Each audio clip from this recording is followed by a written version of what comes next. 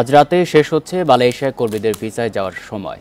এই কারণে সকাল থেকে হযরত শাহজালাল আন্তর্জাতিক বিমানবন্দরে রয়েছে মালয়েশিয়াগামী কর্মীদের ব্যাপক ভিড়। অনেক কর্মী ভিসা ওয়ার্ক পারমিট পেলেও ফ্লাইটের টিকিট পাননি বলে অভিযোগ করেছেন। উৎকণ্ঠা আর অনিশ্চয়তার মধ্যে সময় পার করছেন তারা। আবার যারা টিকিট পেয়েছেন অনেকেই বাড়তি দাম দিতে হয় রয়েছে ক্ষোভ। সংকট কমাতে মালয়েশিয়াগামী কর্মীদের জন্য বিমানের 271 আসনের বিশেষ ফ্লাইটের ব্যবস্থা করা হয়েছে। সন্ধ্যা 7:15টায় এই ফ্লাইটের টিকিট মতিঝিল অফিস থেকে কেনা যাচ্ছে। এদিকে আজকের পর বাংলাদেশ সহ 14টি দেশের কর্মী নেওয়া বন্ধ করছে মালয়েশিয়া। এর আগে প্রতারণা সহ নানা অভিযোগে 2018 সাল থেকে বাংলাদেশি কর্মী নেওয়া বন্ধ করে দেশটি। 2022 সালে আবারও শ্রমবাজার খোলার পর 4 লাখের বেশি বাংলাদেশি সেখানে গেছেন। বর্তমানে 12 লাখের বেশি কর্মী রয়েছেন দেশটিতে।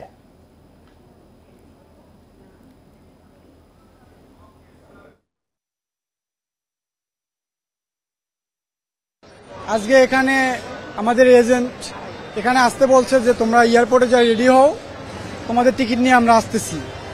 এখানে আসার পর আমাদের এজেন্ট এখনো আসে নাই, আর কি বলতেছে যে এখন হবে না, বিকেল 5টায়, এরকম বিভিন্ন অজুহাত দিতেছে। বাজারে তুলনাবো টিকিটের দাম 40 থেকে 25,000 টাকা, আর এখানে সিন্ডিকেট আমাদের থেকে 1 লাখ থেকে 1.5 লাখ টাকা পর্যন্ত নিচ্ছে। তারপরে আমাদের কোনো টিকিটের কোনো ব্যবস্থা নেই, অনেক লোক টিকিট ছাড়াই।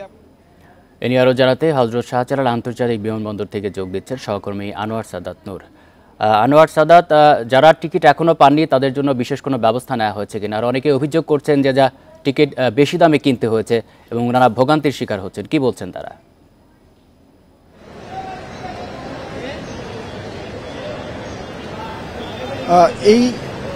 এই পর্যায়ে মানে যে অনুমোদন দেওয়া হয়েছিল যত কর্মীর, তার মধ্যে এখন পর্যন্ত প্রায় 4,94,000 কর্মীকে পাঠানো হয়েছে।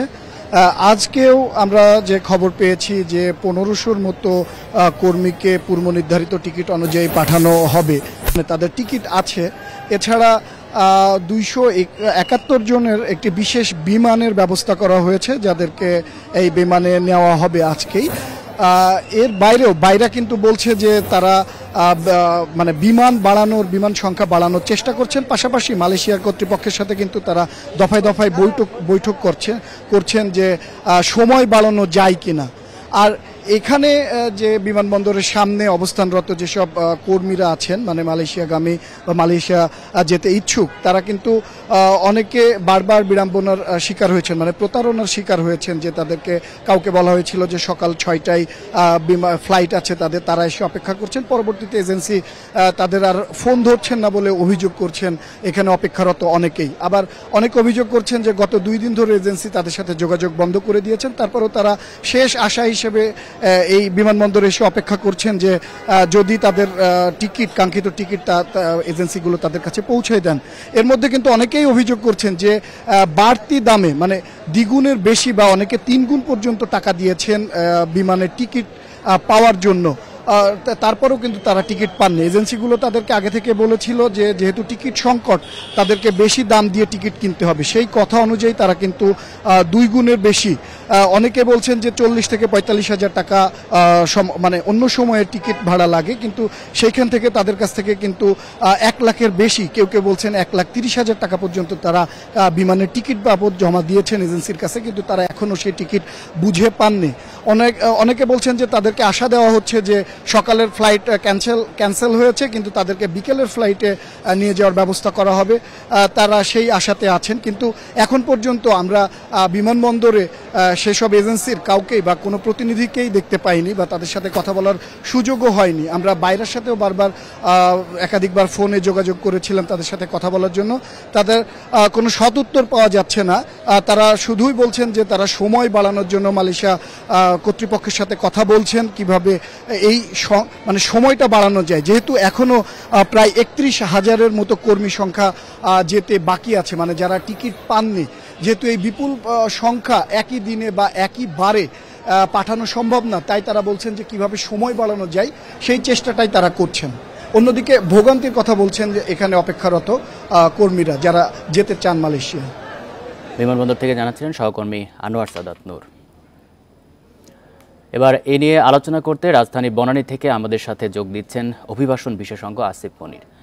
জনাব আসিফ মনির, আপনাকে স্বাগত জানাচ্ছি ইন্ডিপেন্ডেন্ট সংবাদে। মালয়েশিয়ায় কর্মী পাঠানো নিয়ে সংকট তো দীর্ঘদিনের। আজকের যে সংকট তা থেকে দ্রুত বেরিয়ে আসার কোনো উপায় আছে কিনা, আর এসব সংকটের পেছনে প্রধান কারণ কি বলে আপনি মনে করেন? ধন্যবাদ। আপনি যেটা বললেন যে দীর্ঘদিনের, এবং সেক্ষেত্রে আজকের যে সংকট এটা হয়তো সাময়িক, এই অর্থে যে যদি সময় বাড়ানো হয়, অথবা আমরা তো শুনলাম যে আপনাদের রিপোর্টেও এসছে যে প্রায় 5 লাখের কাছাকাছি যেতে পেরেছে, এখন যদি আরো 30-40 হাজার বাকি থাকে, কিন্তু যারা যেতে পেরেছেন তারা আসলে কেমন আছেন, তারা কি আসলে তাদের যেই কাজের জন্য তারা যে প্রতিশ্রুতি পেয়েছেন সেই কাজে যোগ দিতে পারছেন? আমরা কিন্তু অতীতেও দেখেছি, সাম্প্রতিক অতীত বলেন গত কয়েক বছরও অনেকবারই আমরা দেখছি যারা যাচ্ছেন তারা গিয়ে যে কাজ তাদেরকে বলা হয়েছিল সেই কাজে তারা যোগ দিতে পারছেন না। সেই কোম্পানি হয়তো নেই, বা সেই কোম্পানিতেই হয়তো খুব একটা যোগ দেওয়ার মতো অবস্থা নেই, তাদের যে কাজের কথা বলা হচ্ছে অন্য কাজে নেওয়া হচ্ছে। কাজে এই যে যেতে পারছেন, যারা যাবেন তারা যে আশাহত হবেন না এরকম কোনো গ্যারান্টি নেই।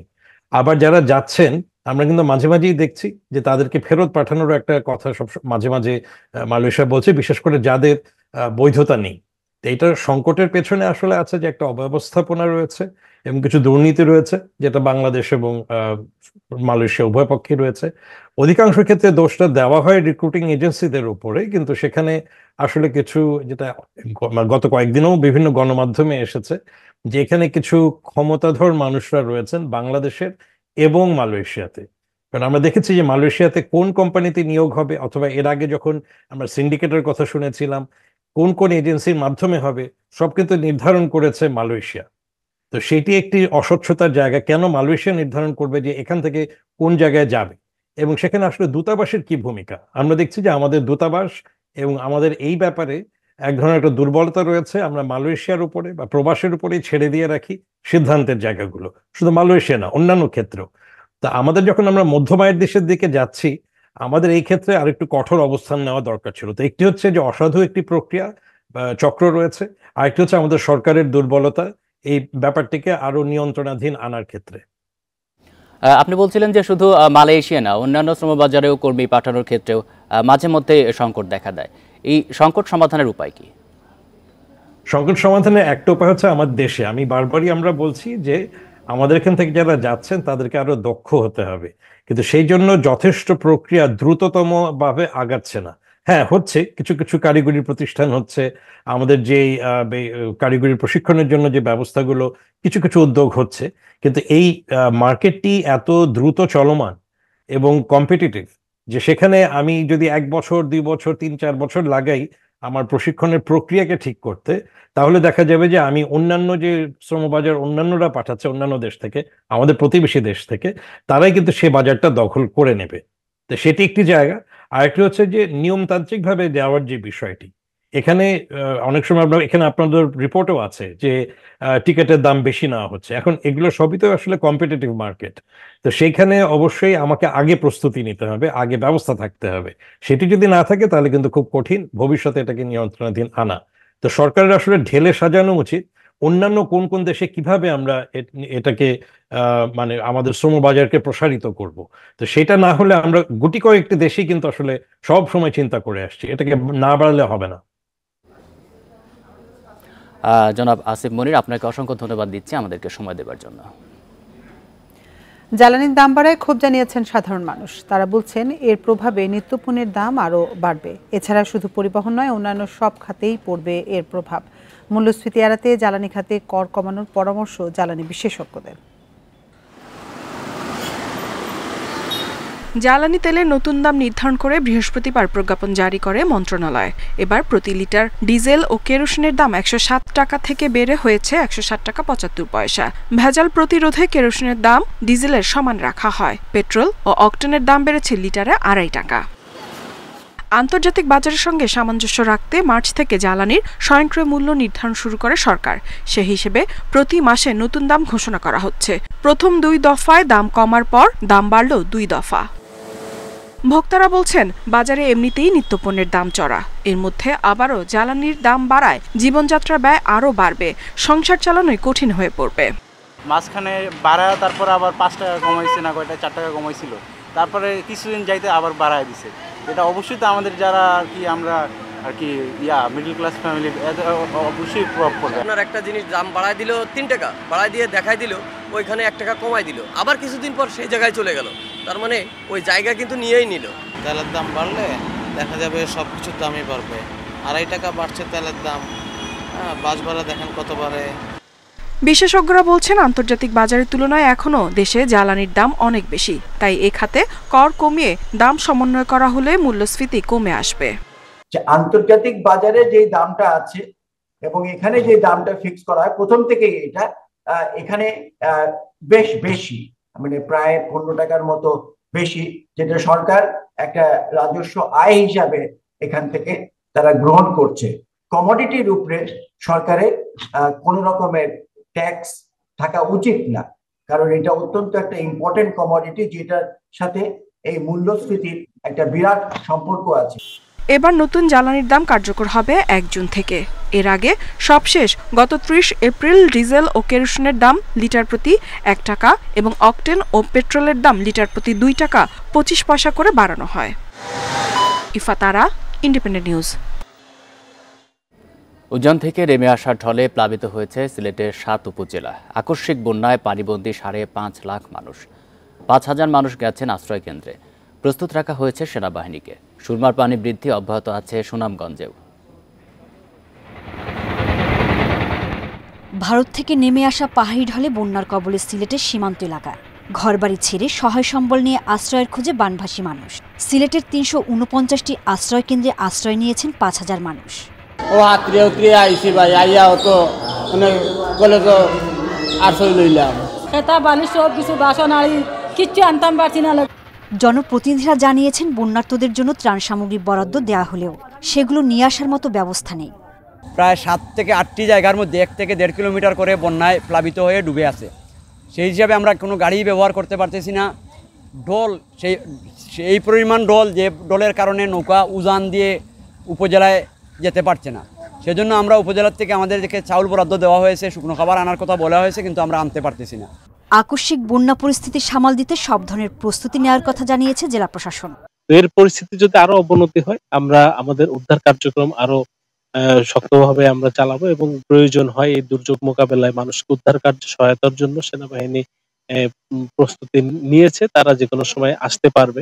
পানি উন্নয়ন বোর্ড বলছে ভারতের চেরাপুঞ্জিতে বৃষ্টি না হলে সিলেটে বন্যা পরিস্থিতির অবনতির আশঙ্কা নেই। চেরাপুঞ্জির আবহাওয়াটা ভালো হয়ে যায় তাহলে আগামী 1 সপ্তাহের মধ্যে পানির লেভেল অনেক নিচে নেমে যাবে এবং আমরা বন্যার কবল থেকে সিলেটবাসী হয়তো রক্ষা পাবো। উজানের ঢলে সুনামগঞ্জেও সুরমার পানির বৃদ্ধি অব্যাহত আছে, আর এতে আতঙ্ক বাড়ছে স্থানীয়দের মধ্যে। সোহেলি জাহান, ইন্ডিপেন্ডেন্ট নিউজ। এ বিষয়ে বিস্তারিত জানাতে সিলেট থেকে আমাদের সাথে যোগ দিচ্ছেন আমাদের সহকর্মী মঞ্জুর আহমেদ। মঞ্জুর, এই আকস্মিক বন্যা পরিস্থিতি সামাল দিতে জেলা প্রশাসনের পক্ষ থেকে কি ধরনের ব্যবস্থা নেওয়া হয়েছে?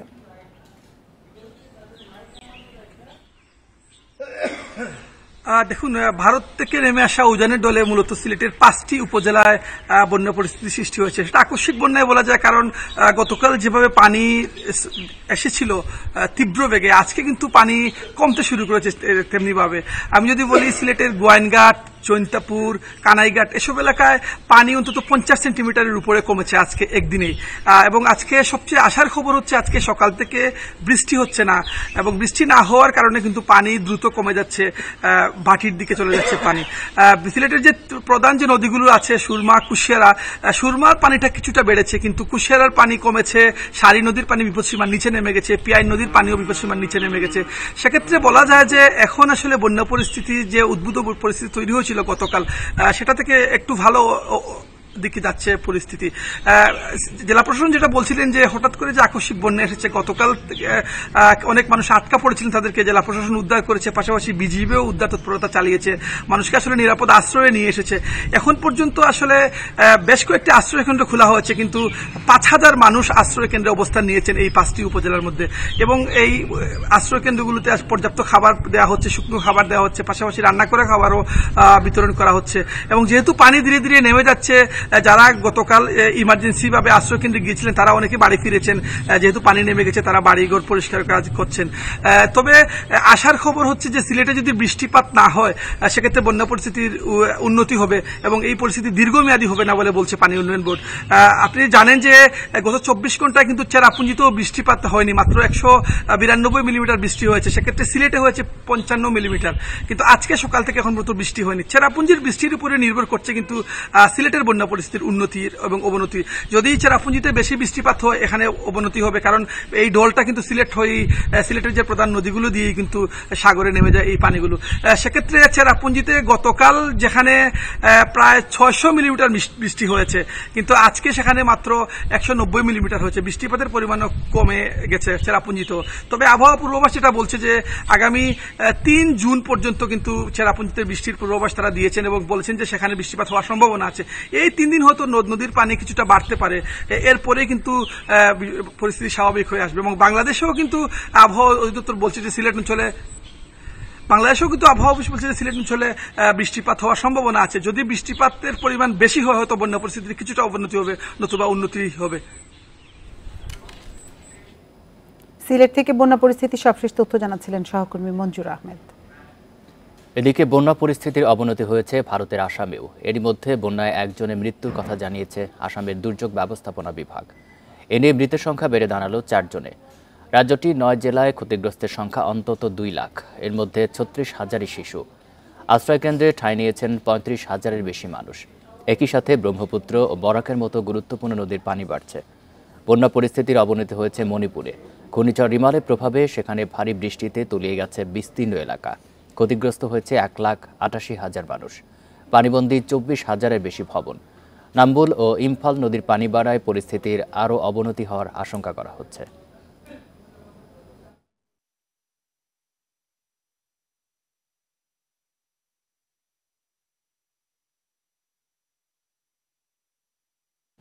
সাবেক আইজিপি বেনজির আহমেদ গ্রেপ্তার হবেন কিনা দুর্নীতি দমন কমিশন দুদক মামলা করলে তা আদালত দেখবে, এমন মন্তব্য করেছেন আওয়ামী লীগের সাধারণ সম্পাদক ওবায়দুল কাদের।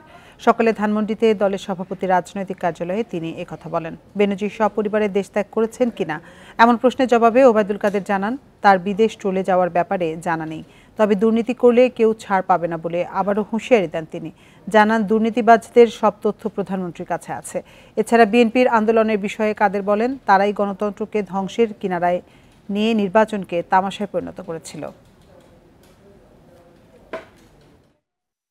দুদক যদি মামলা করে তো মামলা করার পরে তো আদালত ঠিক করবে তাকে গ্রেপ্তার করবে, কখন করবে, জেলে পাঠাবে, এটা তো প্রক্রিয়ার মধ্য দিয়ে হবে। বিচার ব্যবস্থার যে প্রক্রিয়া সেই প্রক্রিয়াতেই হবে। বিএনপিতে ভাঙন সৃষ্টি করতে অতীতের মতো এখনও নানা ষড়যন্ত্র হচ্ছে বলে দাবি করেছেন দলটির স্থায়ী কমিটির সদস্য গয়েশ্বর চন্দ্র রায়। তবে এই চক্রান্ত কখনো সফল হবে না বলে উল্লেখ করেন তিনি। শুক্রবার সকালে নয়াপল্টনে দলের কেন্দ্রীয় কার্যালয়ে জিয়াউর রহমানের 43তম মৃত্যুবার্ষিকী উপলক্ষে ছাত্রদল আয়োজিত অনুষ্ঠানে এসব কথা বলেন তিনি। গয়েশ্বর অভিযোগ করেন, দমনপীড়ন চালিয়ে ক্ষমতা দখল করেছে সরকার, তবে তারা বেশি দিন ক্ষমতায় থাকতে পারবে না, শিগগিরই তাদের পতন আন্দোলন শুরু হবে। অনুষ্ঠানে বক্তারা বলেন, সরকার জনগণের ভোটে নির্বাচিত নয় বলেই সাধারণ মানুষের কথা চিন্তা করে না। বিএনপি ক্ষমতার জন্য নয়, দেশ ও মানুষের অধিকার রক্ষায় আন্দোলন করছে বলেও দাবি করেন নেতারা। যারা মদত দিচ্ছে দেশের স্বাধীনতা সার্বভৌমত্ব ভূলণ্ঠিত করতে, জাতীয় স্বার্থকে নির্বাচিত করতে, বঞ্চিত এবং প্রতারণা করতে যারা আজকে শুধু ক্ষমতায় থাকা, তারাই প্রতিবাদের কণ্ঠ করে রোধ করা এই যুবক মানিত ছাত্র। আপনারা দেখছেন বিরতিহীন সংবাদ দুপুর। সংবাদ আরো যা থাকছে। হু করে বাড়ছে মৌসুমি ফলের দাম। আমের কেজি 140, লিচু 550 টাকা। ঘূর্ণিঝড়ের অজুহাত ব্যবসায়ীদের।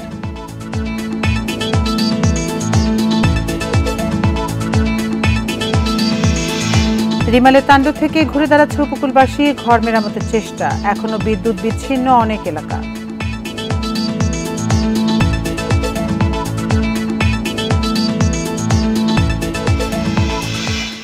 কথা ছিল উন্নত চিকিৎসার জন্য আর বিদেশ যেতে হবে না, বিশ্বমানের সেবা মিলবে বঙ্গবন্ধু সুপার স্পেশালাইজড হাসপাতালে। তবে উদ্বোধনের 1.5 বছর পরও সে স্বপ্ন কাগজ কলমে। নিয়োগে অনিয়ম সহ নানা সংকটে ঘুরপাক খাচ্ছে এই হাসপাতাল। অলস পড়ে থেকে নষ্ট হওয়ার ঝুঁকিতে আইসিইউ, ল্যাব ও অপারেশন থিয়েটার সহ প্রায় 500 কোটি টাকার যন্ত্রপাতি। সমস্যার সুরাহা কবে হবে সে বিষয়ে কিছু বলতে পারছেন না নতুন উপাচার্য। প্রতি বছর বিশ্বের বিভিন্ন দেশে চিকিৎসা নিতে যান দেশের লাখো মানুষ। দেশের বাইরে চলে যায় হাজার কোটি টাকার বেশি। আর তা বন্ধ করতেই বাংলাদেশ সরকার দেশে এমন একটি হাসপাতাল তৈরির উদ্যোগ নিয়েছে যা হবে বিশ্বমানের। আর সেই হাসপাতালটি বঙ্গবন্ধু সুপার স্পেশালাইজড হাসপাতাল। নান্দনিক নির্মাণশৈলী আর অত্যাধুনিক প্রযুক্তিতে গড়া সুপার স্পেশালাইজড হাসপাতাল। ভেতরে গেলে মুগ্ধ হবেন যে কেউ, তবে চমকে যেতে পারেন এই দেখে যে রোগীর চাপ নেই। অথচ এর উদ্বোধন সেই 2022 সালের সেপ্টেম্বরে। 750 বেডের হাসপাতাল, তবে রোগী ভর্তি 50-এরও কম। 2টি ভিভিআইপি, 18টি ভিআইপি সহ প্রায় সব কেবিনই ফাঁকা। প্রেসিডেন্ট, রাষ্ট্রপতি এদের জন্য আলাদা সুট আছে, সেখানে তারা চিকিৎসা নেবে এবং দেশের উচ্চবিত্ত লোকজন একটা গুড এনভায়রনমেন্ট, সেখানে তারা চিকিৎসা নেবে। তো সেটা তো হলো না। 5 কেন্দ্রের অধীনে চালু 14টি বিভাগ, তবে আলোর মুখ দেখেনি 100 বেডের অ্যাক্সিডেন্ট ইমার্জেন্সি বিভাগ। অত্যাধুনিক এই আইসিইউতে বেড 100, 1.5 বছরই ফাঁকা।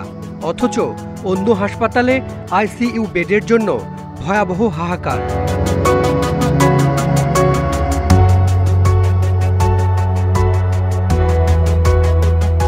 এমআরআই, সিটি স্ক্যান ও এক্স-রে মেশিনের ব্যবহার নেই বললেই চলে। প্যাথোলজি ল্যাবেও পরীক্ষা নিরীক্ষা কম। প্রায় 500 কোটি টাকার উচ্চ প্রযুক্তির যন্ত্রপাতি অলস পড়ে আছে দিনের পর দিন। দক্ষিণ কোরিয়ার এক প্রকৌশলীকে দেখা গেল সেসব ঠিক আছে কিনা পরীক্ষা নিরীক্ষা করতে। যেহেতু ইনস্টল হয়ে পরবর্তীতে রানিং হয় নাই, সুতরাং যখন রানিং হয়ে যাবে তারপরে যদি আমরা বন্ধ রাখি সেক্ষেত্রে প্রবলেম হওয়ার সমস্যা আছে। বাট যেহেতু আমরা ইনস্টল হয়েছে বাট আমরা রানিং করি নাই, সুতরাং এটা আপাতত, তবে দীর্ঘদিন পরে থাকলে তো একটা মেশিন নষ্ট হওয়ার আশঙ্কা থেকেই যায়। আউটডোর সেবাতেও নেই গতি। অনেক চিকিৎসক বসেন না নিয়মিত। বিশ্ববিদ্যালয়ের শিক্ষক দিয়ে দেখানো হচ্ছে রোগী, এতে ব্যাহত হচ্ছে বিশ্ববিদ্যালয়ের ক্লাস। অভিযোগ উঠেছে বঙ্গবন্ধু মেডিকেল বিশ্ববিদ্যালয়ের আগের উপাচার্য কাজের চেয়ে প্রচারে মনোযোগী ছিলেন বেশি। জনবল নিয়োগেও আছে দুর্নীতির অভিযোগ।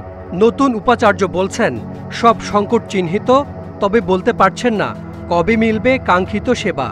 মানুষ যে কারণে বিদেশের বাইরে চলে যায় সেটা যেন এখানে সেই চিকিৎসা পায়, সেই ব্যবস্থা করতে হলে আমরা সেটাকে করেছি যে এখানে কনসালটেন্ট বেসড আমরা হাসপাতাল করতে চাই। ধাপে ধাপে আমরা এটাকে উদ্বোধন করতে চাই। আমি তো বলতে পারবো না যে আগামী 2 মাস পরে পূর্ণদমে চলবে। এদিকে বিশেষায়িত এই হাসপাতাল নির্মাণে স্বল্প সুদে 1000 কোটি টাকার বেশি ঋণ দিয়েছে দক্ষিণ কোরিয়ার এক্সিম ব্যাংক, আর তা পরিশোধ শুরু হবে 15 বছর পর। Hasan Misbah, independent news, Dhaka. বাজারে মৌসুমি ফলের দাম বাড়ছেই। রাজধানীতে সপ্তাহের ব্যবধানে আমের দাম কেজিতে 30 থেকে 50 টাকা পর্যন্ত বেড়ে বিক্রি হচ্ছে 130 থেকে 140 টাকায়। লিচু প্রতি শ বিক্রি হচ্ছে মানভেদে 350 থেকে 550 টাকায়। বিক্রেতারা বলছেন ঘূর্ণিঝড় রিমালের জেরে সরবরাহ ঘাটতিতে বেড়েছে ফলের দাম। নগরীর বিভিন্ন বাজারে আসছে মৌসুমি ফল লিচু ও আম। চাহিদা অনুযায়ী কিনছেন ভোক্তারা, তবে দাম নিয়ে রয়েছে অসন্তোষ। গেল সপ্তাহে মানভেদে প্রতি কেজি আম ছিল 90 থেকে 100 টাকা, যা এখন বিক্রি হচ্ছে 130 থেকে 140 টাকায়। অথচ গত বছর একই সময়ে আমের দাম ছিল কেজিতে 60 থেকে 110 টাকা। এবার লিচুর দামও বেড়ে প্রতি শ বিক্রি হচ্ছে মানভেদে 350 থেকে সর্বোচ্চ 550 টাকায়। কাঁঠালের সরবরাহ এখনো কম। গত এক সপ্তাহ আগের থেকে 150 টাকা 100 টাকা পার শত বেশি। আর এখন তো লিচু আমের দাম থাকার কথা কম, এখন আমের দাম বেশি। আম 140 টাকা 130 টাকা কেজি। যারা চাষ করতেছে, যারা পাইকার, তারা কিন্তু 1 টাকা পার পিস পাচ্ছে, আর আমরা ঢাকা থেকে 4 টাকা পার পিস কি কিনে খাচ্ছি। হ্যাঁ, মাঝখান থেকে 2 টাকা কি। দাম বাড়ার কারণ হিসেবে ঘূর্ণিঝড় রিমালকে দায়ী করছেন বিক্রেতারা। তাদের দাবি, ঝড় বৃষ্টিতে সরবরাহে ঘাটতি দেখায় বেড়েছে ফলের দাম। ঝড়টা হওয়ার পরে অনেক কিছু ক্ষতি হয়ে গেছে, বাগান অনেক কিছু নষ্ট হয়ে গেছে। এখন থেকে মুকামি বর্তমানে আমার কেনা লাগে 400 টাকা কেনা লাগে। আম বলে আপনার 120 টাকা পাইকারি কিনতে আছে, ক্ষেত্রেরা বিক্রি করতে আছে প্রায় 150-140 টাকা। এদিকে মৌসুমী ফলের চাহিদা বাড়ায় কমেছে অন্যান্য ফলের দাম। প্রতি কেজি সবুজ আপেল 270 টাকা, লাল আপেল 230 টাকা, মাল্টা 200 থেকে 230 টাকা, কমলা 350 টাকা ও আঙ্গুর 500 থেকে 600 টাকায় বিক্রি হচ্ছে। Amirul Islam, independent news, Dhaka. রাজধানী বাজারে ডিমের সংকট না থাকলেও বিক্রি হচ্ছে বাড়তি দামে। প্রতি ডজন ডিম বিক্রি হচ্ছে 150 টাকায়। এতে প্রতি পিস ডিমের জন্য ভোক্তাদের খরচ করতে হচ্ছে 12.5 টাকা। তবে রাজধানী বাজারে কিছুটা কমেছে মুরগির দাম। প্রতি কেজি ব্রয়লার মুরগি বিক্রি হচ্ছে 200 টাকায়। এছাড়া সোনালী মুরগি বিক্রি হচ্ছে 350 থেকে 360 টাকায়। বিক্রেতারা বলছেন, গরম কমে যাওয়ায় খামারে মুরগির সরবরাহ বেড়েছে, ফলে বাজারেও দাম কমতে শুরু করেছে। এদিকে ঝড় বৃষ্টির অজুহাতে বেড়েছে কাঁচামরিচের দাম। খুচরা বাজারে প্রতি কেজি বিক্রি হচ্ছে 180 থেকে সর্বোচ্চ 200 টাকায়। ভারত থেকে আমদানি হলেও বাড়তি দামে বিক্রি হচ্ছে পেঁয়াজ। মানভেদে প্রতি কেজির দাম রাখা হচ্ছে 70 থেকে 80 টাকা।